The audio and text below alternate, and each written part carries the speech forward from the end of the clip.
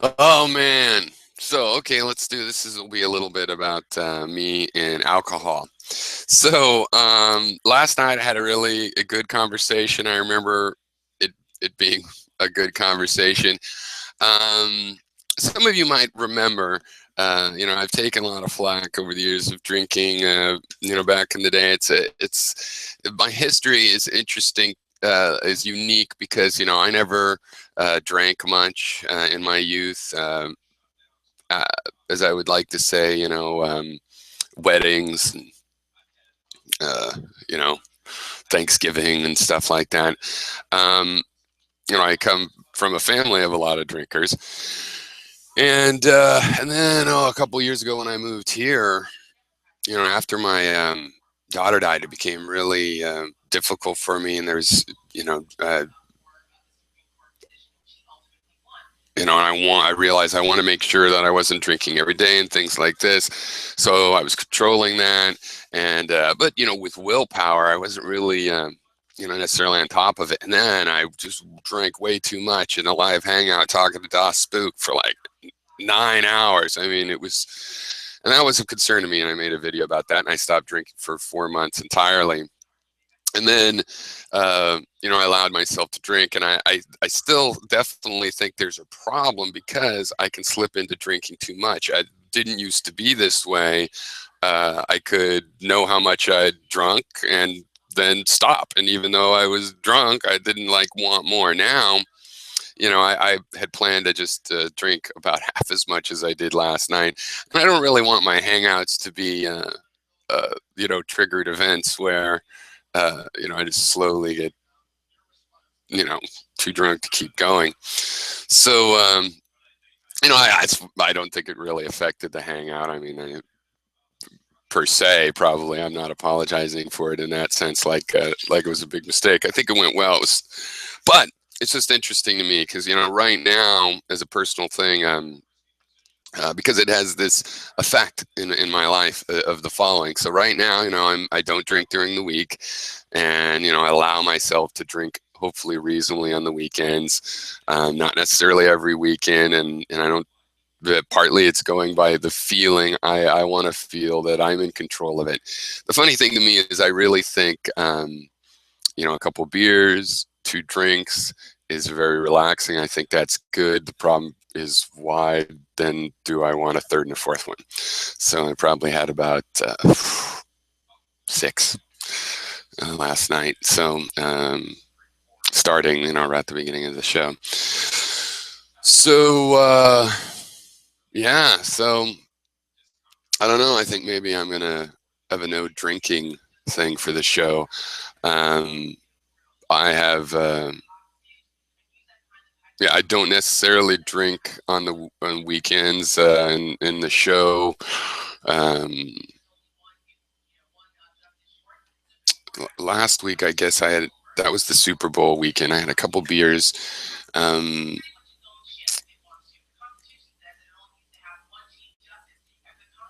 and then the week before that, we had like a 5 hour thing, and I didn't drink at all that whole day. So it's a thing right now. I feel like I am in charge of it after stopping for 4 months. I felt like I got some upper hand in it, but it's just that we'll see. Another thing is my wife's on a trip, and so like my personal regulation of myself is it's something I pride myself in general in my life. Um, that I'm not easy to control by other people, but I do take advice and I can't control myself.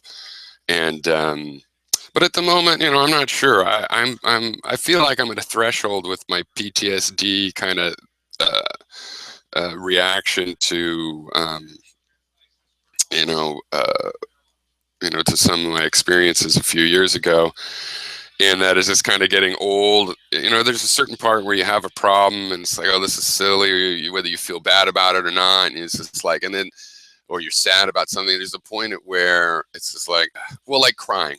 If you cry and cry about something that makes you sad, there will be a point at which it's like, I'm just tired of crying, and then you go back and you re-engage. I feel a little bit about like that, because my, situation is, in some senses, I don't ever expect to get over it, but I certainly don't want to, um, like, not be able to regulate myself, or not be able to trust myself in certain situations, and not, it's not like you have to enjoy everything in life, but things that are regular everyday things that are going to be things you live through should not, you know, be difficult. You've got to be able to engage with that. So anyway, I figured I'd recap. I have no idea how silly I might have made myself last night. Um, but I do remember them calling me on it, uh, which I appreciate, because it's better than unspoken. But anyway, I hope everybody did enjoy the conversation, and that it was productive overall, for anybody that took part or watched it. If there's people watching it, sometimes I wonder about that. But there are people in our community that seem to comment on it, so I guess maybe they're people watching it. Of course, I'd enjoy everybody to come in. We think of it primarily as a conversation, and I think we're getting somewhere with it. I think having the multiple contradictory perspectives in there is allowing us to dig in deeper, because there's ideas that I don't accept at all. I don't look at this stuff the way Vic does at all, and he doesn't really look at it the way I do at all. But then I thought, we can discuss and can find that there are common things in how we actually, view the world and what we can do about things.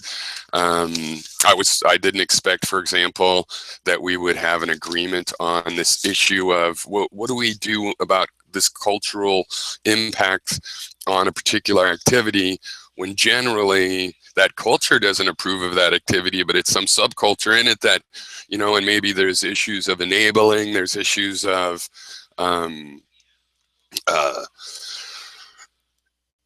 that maybe there's one world culture and everything else is a subculture in it. And so if it's all interrelated, we didn't get to some of the other stuff, which is just the issue of, okay, it's great to learn about the culture, but how causative is that? And even if it is causative, what are you going to do to a culture? To a certain people are supposed to be free and supposed to be able to have their own culture.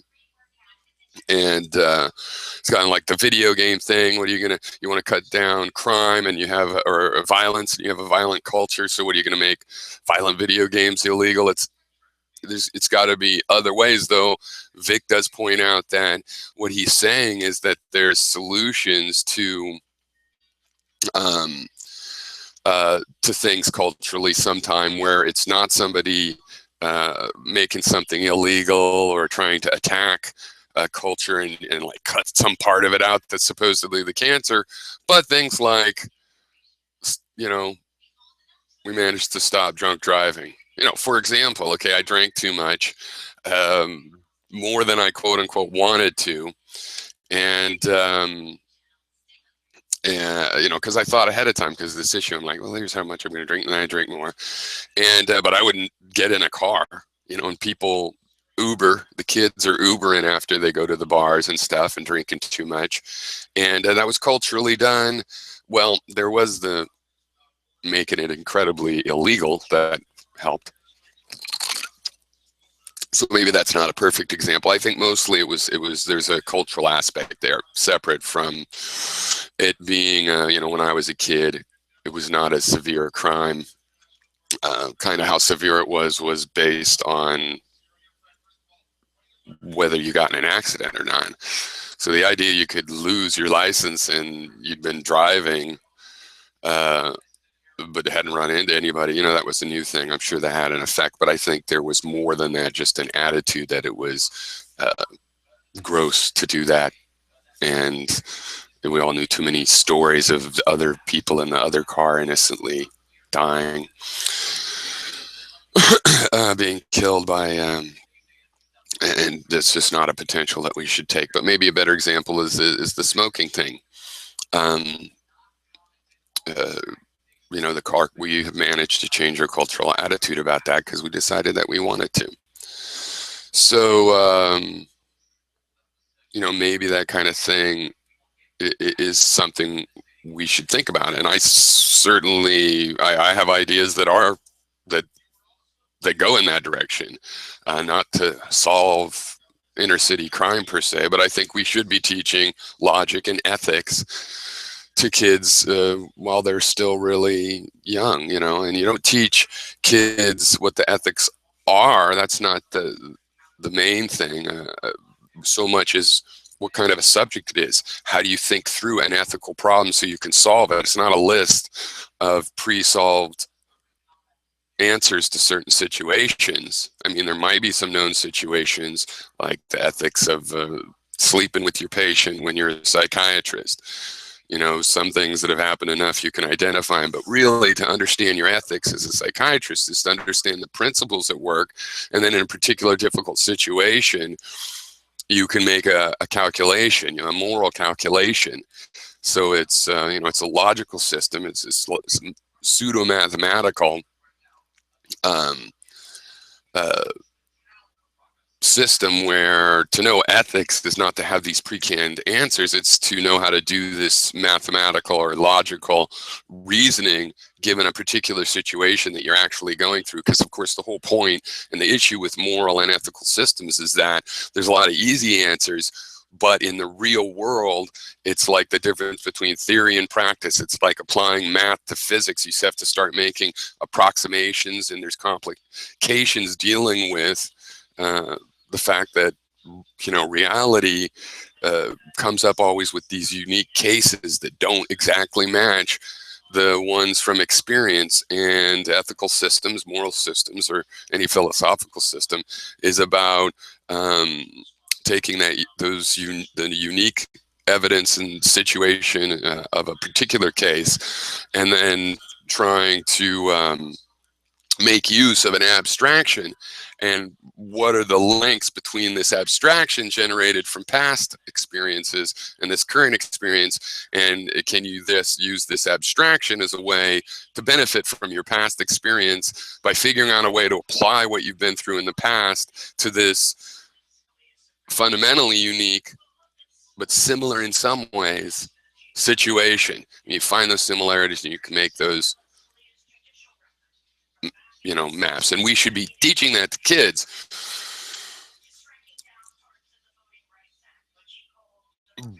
But I basically, something we didn't get into, I'd like to talk about is, and I hopefully we'll have time to make some videos this week about, is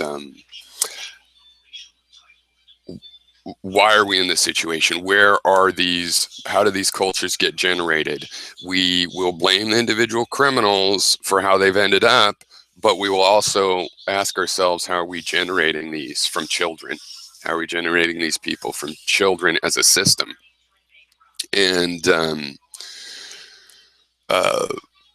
question I wanted to get into is, where is the benefit of all of our machinery and stuff going?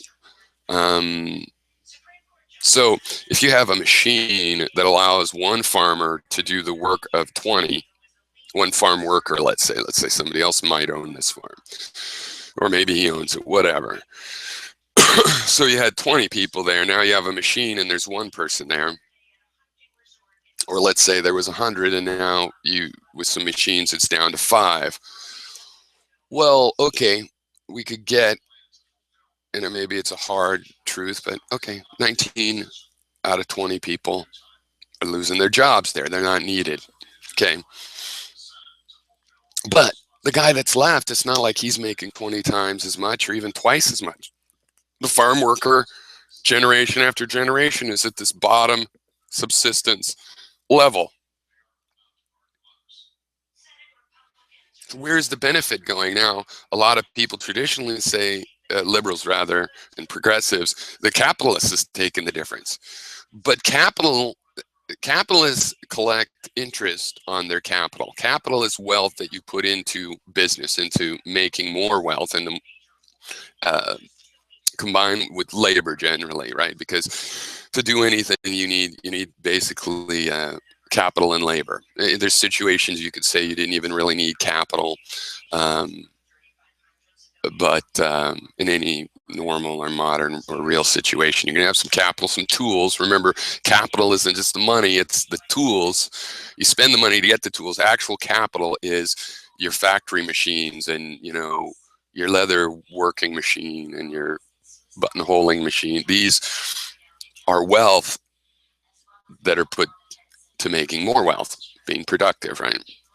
So the capitalist is taking interest. Well, the interest that capitalists get is not going sky high. It's not 90%. It's not always more. That's not increasing, right? It fluctuates and whatnot, how much interest you can get from capital, what return you can get on your capital from various kinds of investments. But basically, they're taking a piece like they always have. What's different? What's super much more higher than the 200 years ago before the machines that we have today is the price of land.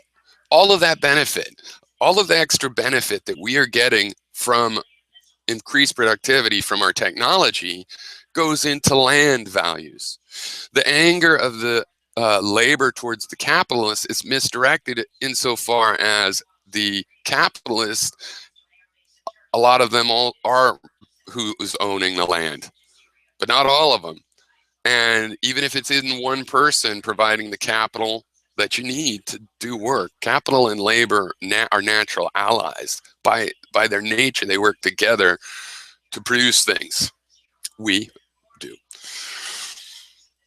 But they have to split what's left over after they pay the rent and buy the land and pay the premium for the land.